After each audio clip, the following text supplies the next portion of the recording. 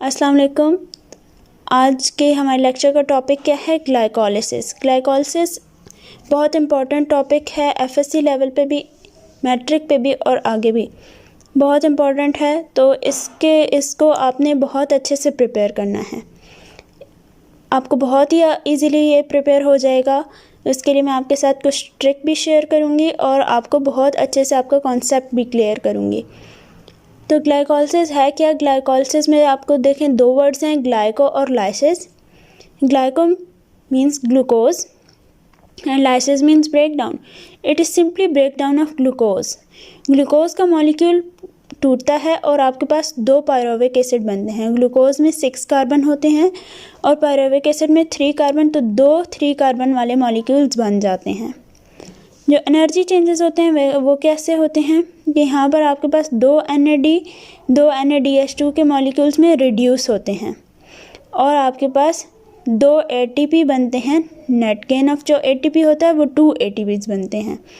Glycolysis का process कहाँ होता है? साइटोसोल में, यानी सेल के साइटोप्लाज्म में होता है।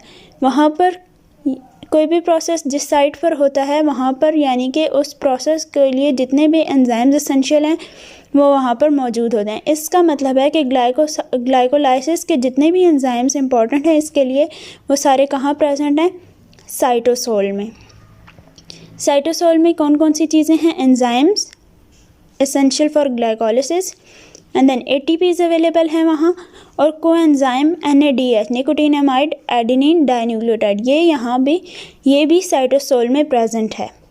ओके, ये 3 चीज़ें इंपॉर्टेंट हैं ग्लाइकोलिसिस के लिए, एंजाइम्स, ATP और NAD, और ये प्रेजेंट कहाँ होते हैं? साइटोसोल में, इसलिए ग्लाइकोलिसिस साइटोसोल में होता है।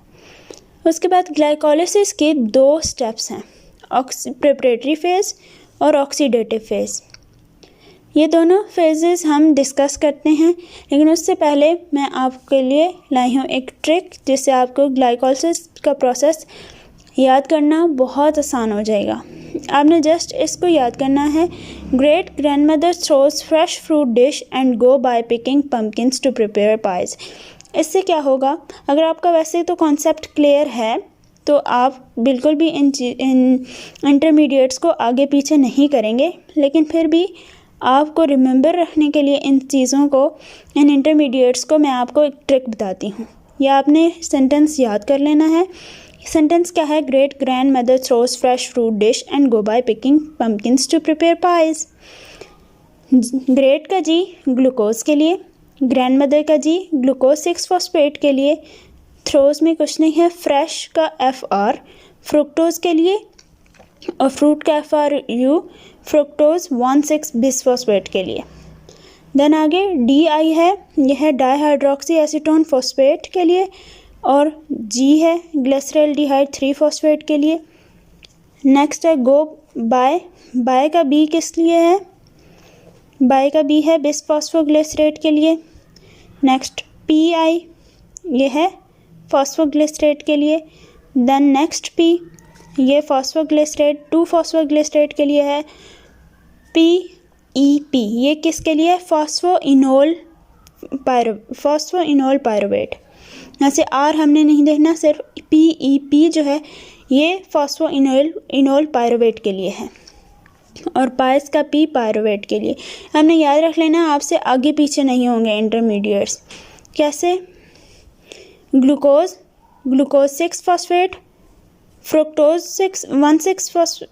6-फॉस्फेट, fructose one six bisphosphate, dihydroxy acetone phosphate, then glyceraldehyde three phosphate, bisphosphoglycerate and three phosphoglycerate, two phosphoglycerate, phosphoenol pyruvate and pyruvate. ये 10 इंटरमीडिएट्स हैं जिनको आप एक सीक्वेंस में याद कर सकते हैं थ्रू दिस सेंटेंस। अब आगे मैं आपको ग्लाइकोलिसिस का प्रोसेस समझाती हूँ। ग्लाइकोलिसिस का प्रोसेस बहुत आसान है। इसकी 2 फेजेस हैं, प्रिपरेटरी फेज़ और ऑक्सीडेटिव फेज़। सबसे पहले प्रिपरेटरी फेज़ को देख लेते हैं। प्रिपरेटरी फेज़ में क्या है? प्रिपरेटरी फेज़ में ग्लूकोज हमारा जो है वो मेन जो हमारा रिएक्टेंट है, और वो क्या है? ग्लूकोज कन्वर्ट होता है ग्लूकोज 6 फॉस्फेट में। कैसे? यहाँ पर होती है एटीपी की conversion into ADP. ATP ADP में कन्वर्ट होता है और एक जो फॉस्फेट यहाँ से रिलीज़ होता है वो आके अटैच हो जाता है ग्लूकोज के मॉलिक्यूल के साथ 6 कार्बन पर। जब ये 6th कार्बन पर आके फॉस्फेट अटैच हो जाता है तो इसको हम कहते हैं ग्लूकोज 6 फॉस्फेट। नेक्स्ट स्टेप क्या होता है कि ग्लूकोज 6 फॉस्फेट कन्वर्ट होता है फ्रुक्टोज 6 फॉस्फेट में, जो कि आइसोमर है ग्लूकोज 6 फॉस्फेट है। अब आइसोमर में क्यों कन्वर्ट होता है? को अटैच नहीं कर सकता। फ्रुक्टोज 6 फॉस्फेट अपने साथ 2 फॉस्फेट ग्रुप्स को अटैच कर सकता है, इसलिए ग्लूकोज फ्रुक्टोज में कन्वर्ट हो जाता है, अपने आइसोमर में चेंज हो जाता है। यहाँ पर आप देखें, यहाँ पर बन गया आपके पास फ्रुक्टोज 6 फॉस्फेट। यहाँ पर एटीपी कन्वर्ट होती है एडीपी में और एक और फॉस्फेट ग्रुप आके अटैच हो जाता है फ्रुक्टोज 6 फॉस्फेट के पास। और यहाँ पर देखें, एक फॉस्फेट ग्रुप उसके फर्स्ट कार्बन पे अटैच है और दूसरा फॉस्फेट ग्रुप उसके 6th कार्बन पे अटैच है, तो हम इसको क्या नाम देंगे? Fructose 1,6 bis phosphate. ये क्या कहलाएगा? Fructose 1,6 bis phosphate. अब फ्रुक्टोज 1,6 बिस फॉस्फेट आगे से 2 कंपोनेंट्स में डिवाइड हो रहा है। एक है डाईहाइड्रोक्सी एसीटोन फॉस्फेट और दूसरा है ग्लिसरॉल्डिहाइड 3 फॉस्फेट। बेसिकली ये स्टेप जो है ये बेसिस हैं, ये मतलब बुनियाद है ग्लाइकोलिसिस की, क्योंकि ग्लाइकोलिसिस में हमारे पास 6 कार्बन वाला ग्लूकोज कन्वर्ट हो रहा है 3 कार्बन्स वाले पायरोविक एसिड में। और बेसिकली यहाँ पर 6 कार्बन्स का मॉलिक्यूल डिवाइड हो रहा है 2 3 कार्बन्स के मॉलिक्यूल्स में। तो this step is very essential for glycolysis. लेकिन यहाँ पर एक बात है कि ये जो है डाईहाइड्रोक्सी एसीटोन फॉस्फेट, ये आइसोमर है ग्लिसरॉल्डिहाइड 3 फॉस्फेट का। ये दोनों एक दूसरे के आइसोमर्स हैं और डाईहाइड्रोक्सी एसीटोन फॉस्फेट कन्वर्ट हो जाता है ग्लिसरॉल्डिहाइड 3 फॉस्फेट में। अब इसमें कन्वर्ट क्यों होता है? बिकॉज जो सेल्स होते हैं वो ग्लिसरॉल्डिहाइड 3 फॉस्फेट यानी कि फॉस्फोग्लिसरॉल्डिहाइड को यूज़ करते हैं। ग्लिसरॉल्डिहाइड 3 फॉस्फेट को ही हम फॉस्फोग्लिसरॉल्डिहाइड कहते हैं। सेल यूज़ करता है फॉस्फोग्लिसरॉल्डिहाइड को, इसीलिए जो डाईहाइड्रोक्सी एसीटोन फॉस्फेट है वो अपने आइसोमर में कन्वर्ट हो जाता है और हमारे पास एज अ रिज़ल्ट 2 मॉलिक्यूल्स आ जाते हैं ऑफ फॉस्फोग्लिसरॉल्डिहाइड, या हम कह सकते हैं कि हमारे पास 2 मॉलिक्यूल्स आ जाते हैं ग्लिसरॉल्डिहाइड 3 फॉस्फेट के। तो नेक्स्ट स्टेप यहाँ पर हमारी प्रिपरेटरी फेज़ ख़त्म हो जाती है और जो हमारा नेक्स्ट स्टेप है, जो हमारी नेक्स्ट फेज़ है ऑक्सीडेटिव फेज़, उसमें हमारे पास अवेलेबल होते हैं 2 मॉलिक्यूल्स ग्लिसरॉल्डिहाइड 3 फॉस्फेट के, या हम कह सकते हैं हमारे पास अवेलेबल हैं 2 मॉलिक्यूल्स फॉस्फोग्लिसरॉल्डिहाइड के। यहाँ पर हम कह सकते हैं कि ये हमारे पास फॉस्फोग्लिसरॉल्डिहाइड के 2 मॉलिक्यूल्स अवेलेबल हैं। इसमें है क्या कि ये 3 कार्बन का मॉलिक्यूल है जिसके साथ एक फॉस्फेट ग्रुप अटैच है और इस तरह के हमारे पास 2 मॉलिक्यूल्स अवेलेबल हैं। यहाँ पर क्या होगा कि ये जो मॉलिक्यूल है फॉस्फोग्लिसरॉल्डिहाइड का, इसमें से होगा रिमूवल ऑफ हाइड्रोजन। यहाँ पर से रिमूवल ऑफ हाइड्रोजन होगा और ये हाइड्रोजन जाके अटैच हो जाएगा टू NADH। NAD के साथ ये अटैच होगा और उसको बना देगा NADH। यहाँ पर होगी रिडक्शन और यहाँ पर होगी ऑक्सीडेशन ऑफ फॉस्फोग्लिसरॉल्डिहाइड। इसीलिए हम इसको कहते हैं ऑक्सीडेटिव फेज, क्योंकि यहाँ पर हो रही है ऑक्सीडेशन ऑफ फॉस्फोग्लिसरॉल्डिहाइड। अब देखिए, जब NAD कन्वर्ट होगा NADH में, यहाँ पर रिडक्शन हो रही है, यहाँ पर कुछ एनर्जी रिलीज़ होगी।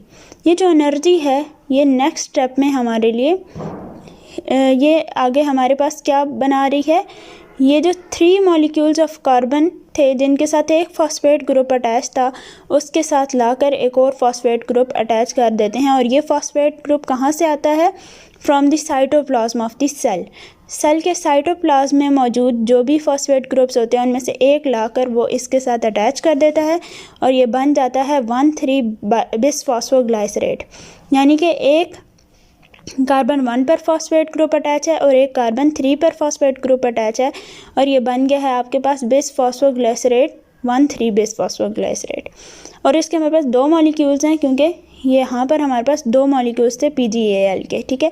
तो आगे बनने वाले मॉलिक्यूल्स की अमाउंट उतनी ही होगी, 2 होंगे, ठीक है। दोनों मॉलिक्यूल्स में सेम स्टेप हो रहा है। ओके, यहाँ पर हमारे पास हैं 2 मॉलिक्यूल्स ऑफ 1,3 बिस फॉस्फोग्लिसरेट। नेक्स्ट फिर से हमारे पास जो ADP मौजूद हैं वो कन्वर्ट हो जाएंगे ATP में। यहाँ पर से फॉस्फेट ले लेंगे, ठीक है। फॉस्फेट को अपने साथ ADP ले लेगा और ATP में कन्वर्ट हो जाएगा। तो हमारे पास जो रिजल्टिंग मॉलिक्यूल क्या होगा, वो होगा 3 फॉस्फोग्लिसरेट, यानी अब उसके पास सिर्फ एक फॉस्फेट ग्रुप रह गया जो उसके कार्बन नंबर 3 के साथ अटैच है। देन इसमें कुछ चेंजेस होंगे, और वो जो फॉस्फेट ग्रुप कार्बन नंबर 3 के साथ अटैच था वो अब कार्बन नंबर 2 के साथ अटैच होगा, और इसको हम कहेंगे 2 फॉस्फोग्लिसरेट। नेक्स्ट क्या होगा कि ये जो 2 फॉस्फोग्लिसरेट है इसमें से 2 मॉलिक्यूल्स ऑफ वाटर रिमूव हो जाएंगे। जब यहाँ से 2 मॉलिक्यूल्स ऑफ वाटर रिमूव होंगे तो ये कन्वर्ट हो जाएगा फॉस्फोइनोल पायरुवेट में। फॉस्फोइनोल पायरुवेट के साथ भी अभी फॉस्फेट ग्रुप अटैच है, और इस फॉस्फेट ग्रुप को, ये जो फॉस्फेट ग्रुप इसके साथ अटैच है, इसको ले लेगा ADP इसको गेन कर लेगा और कन्वर्ट हो जाएगा इनटू ATP। तो यहाँ पर हमारे पास बन गए ATP, 2 ATP के मॉलिक्यूल्स बन गए। यहाँ पर भी हमारे पास 2 ATP के मॉलिक्यूल्स बने, यहाँ पर भी हमारे पास 2 ATP के मॉलिक्यूल्स बने, और प्रेपरेटरी फेज़ में हमारे पास 2 ATP के मॉलिक्यूल्स यूज़ हुए थे। अब ये जो लास्ट हमारे पास जो प्रोडक्ट है वो हमारे पास क्या आई है, 2 पायरुवेट के मॉलिक्यूल्स या 2 पायरुविक एसिड के मॉलिक्यूल्स हम कह सकते हैं। ये हमारा रिजल्टिंग प्रोडक्ट है ग्लाइकोलिसिस का। इसमें फ्रॉम ग्लूकोज हमने स्टेप बाय स्टेप रिएक्शंस को पढ़ा, स्टेप बाय स्टेप प्रोसेस को पढ़ा, और हमारे पास ग्लूकोज से पायरुवेट बना। अब आगे पायरुवेट जो है, ये ग्लूकोज जो है जो ग्लाइकोलिसिस का प्रोसेस है ये हो रहा है साइटोसोल में। और एरोबिक और एनारोबिक रेस्पिरेशन को डिटरमिन करने वाली चीज़ें हैं presence and absence of oxygen and presence and absence of mitochondria. तो इसलिए इसके लिए ना presence and absence of oxygen और presence and absence of mitochondria matter नहीं करते, इसलिए ये एरोबिक और एनारोबिक रेस्पिरेशन दोनों का हिस्सा है। लेकिन आगे ये जो पायरुवेट है, अगर इसको ऑक्सीजन और माइटोकॉन्ड्रिया अवेलेबल हैं तो ये एरोबिक वे को फॉलो करेगा, और अगर इसको ऑक्सीजन और माइटोकॉन्ड्रिया अवेलेबल नहीं है तो ये एनारोबिक पाथवे को फॉलो करेगा। हमारे पास टोटल जो नेट गेन है एनर्जी का वो कैसे है, वो हमारे पास 2 ATP आया। कैसे कि हमारे पास जो गेन ऑफ ATP है, हमारे पास 4 ATP बने हैं और 2 ATP हमने यूज़ किए थे, तो हमारे पास जो नेट गेन है वो हमारे पास 2 ATP है। ओके, यहाँ पर हमारे पास ग्लाइकोलिसिस का प्रोसेस कंप्लीट हो गया। हमने इसका इंट्रोडक्शन पढ़ा, उसके लिए मैंने आपको एक ट्रिक बताई। इसके इंटरमीडिएट्स को याद रखने के लिए हमने इसकी प्रेपरेटरी फेज़ पढ़ी और साथ में हमने इसकी ऑक्सीडेटिव फेज़ भी पढ़ी। कोई भी कन्फ्यूजन हो आप कमेंट्स में पूछ सकते हैं। आई होप कि ये टॉपिक अब आप इसके सारे कॉन्सेप्ट्स आपको क्लियर होंगे। नेक्स्ट लेक्चर में हम क्रेब्स साइकिल और ऑक्सीडेशन ऑफ पायरुविक एसिड को स्टडी करेंगे। अगर आप चैनल पर नए हैं तो चैनल को सब्सक्राइब कर दें और बेल का नोटिफिकेशन ऑन कर दें, ताकि इसके बाद जो आने वाली नई वीडियोस हैं और जो इम्पोर्टेंट टॉपिक है उसका नोटिफिकेशन आपको मिल जाए, ताकि आप उसको मिस ना करें और आपको कॉन्सेप्ट्स क्लियर हो जाएं। Thank you so much. अल्लाह हाफिज़।